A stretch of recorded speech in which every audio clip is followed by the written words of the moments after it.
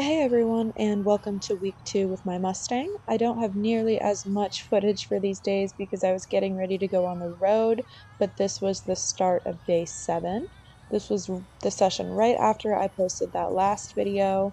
I do prefer to get on my horses bareback for the first time, whether it be a Mustang or any type of colt start, because I feel like I can be a little bit more connected with them and next to them, and honestly, for me, it's a safer position if I need to get off quicker. Hopefully, I won't need to because if I've done my job right, I've prepared them, and this guy's been giving me all the green lights, so we should be good to go. But again, I do like being able to get off quicker in case, I miss something and I do need to do some more groundwork. It's just a safer position to be in.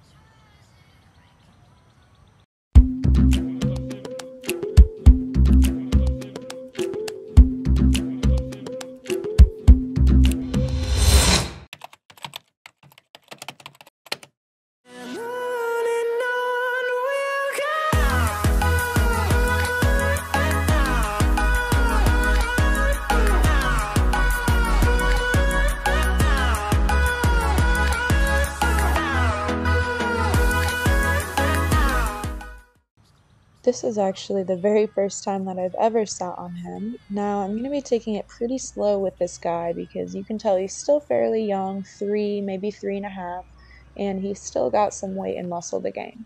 Really, I'm not in any big rush, but he's giving me all the green lights with all the groundwork and preparation we've done, so I felt like he was ready to move on to just being stationary, standing still, holding my weight. I was curious to see his reaction, and I was really happy with it. He did awesome. This was definitely my ideal first sit with a horse. He didn't really mind. So really proud of his reaction there. That was all we did that entire session. The next session we had, I didn't include too much footage of it because you can see the camera's all foggy, and I actually did voice this video over, but I guess because the footage is kind of bad and the pen is pretty messy, I don't want this to fill up the whole entire video. But we did another long lining session.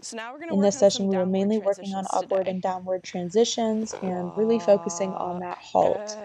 I was just explaining in the video that I really like being able to kind of ride the horse from the ground and teach them those cues and also get them comfortable with me standing in that further back position. I did one other exercise with him this morning, and instead of what most trainers do, which is tie to the tail, because obviously he doesn't have too much tail to tie to, I prefer using the ring on the side of a surcingle because I feel like it's a safer position. I can put it in a quick release knot if needed. I can use a really long rope if it's with a horse I'm kind of nervous about, but in that case, obviously there's more prep work I'd need to do. If I was that worried, I would need a long rope to get to the horse, but in this position, I can get him to very lightly tip his nose around instead of being super dramatic right away. And the goal here is to be able to get him to softly tip his nose around, give to that pressure, find the release on his own, similar to what we would be doing riding when I am asking for a one-rein stop, which is the very first type of stop that I teach my guys when I start them. So if he can't on the ground softly give his nose to the side and keep his feet still and find that release on his own, I definitely don't want to be doing that while I'm on him.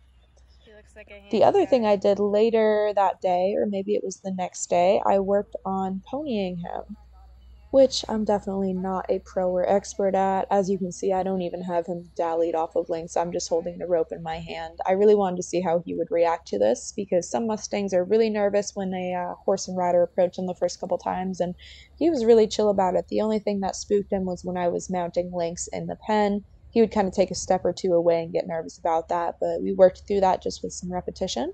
And I wanted to make sure he would give to the rope and kind of follow Lynx around. Luckily, he's a dude looking for a friend, so he didn't really have too much trouble following Lynx. Of course, Lynx is always a team player and is always cooperative. The other thing we did was introduce a tarp to his pen. I really like that I put this in here because it kind of let him desensitize on his own terms. So he checked it out, he was really curious and looked at it without me adding any stress. He kind of figured that out on his own. I also put food on there for him to eat off of it. Now, we did leave the pen a day or two before I left to make sure we were safe leading outside. Before I had this video taken, he loaded pretty well 3 times onto the trailer. I didn't take into account that I haven't really been working around other people, so when Connor came to film, he was kind of side-eyeing it the whole time. You can really tell what he's doing. So this showed me where my holes were, desensitizing with people, and shoulder Shit. control. So I left this in to show you guys that things happen sometimes. It's fine. The reason I wanted to do it here is because he's still in a huge fenced-in paddock. So there's no chance of him Do you want me getting to stop majorly videoing? loose and getting away and getting hurt. But stuff like that happens and it's a learning experience. And now I know, okay, definitely got to work on other people more and make sure I have that shoulder control and respect. So what I do is I guide him on with the rope.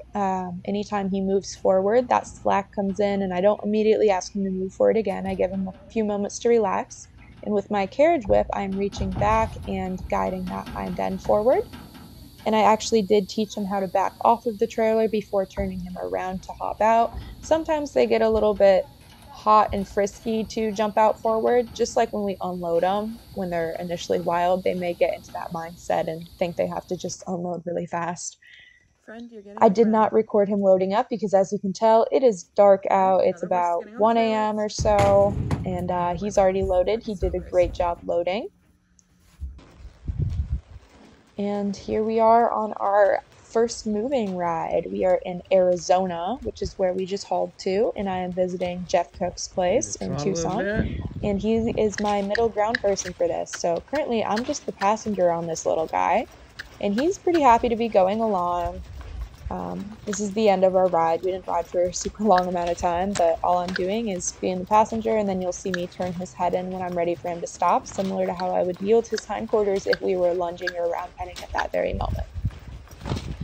But for the first few rides, he just gets used to me being up there, and I like how comfortable he is. He's very relaxed and quiet, and as my life goes, we are constantly loading and unloading. So now we are leaving Arizona to head to California because I was judging the Southern California Tip Challenge, and we just had a nice little session in the round pen, and he felt comfortable enough to have a little roll next to me.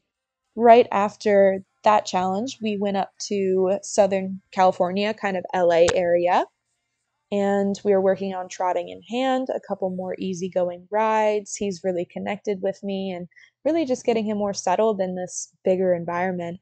And again, in my fashion, we will be going on some more road trips very soon. So I apologize for not having the best of footage, but there will still be updates coming. And if you stay tuned, you'll be able to see more of this guy's journey.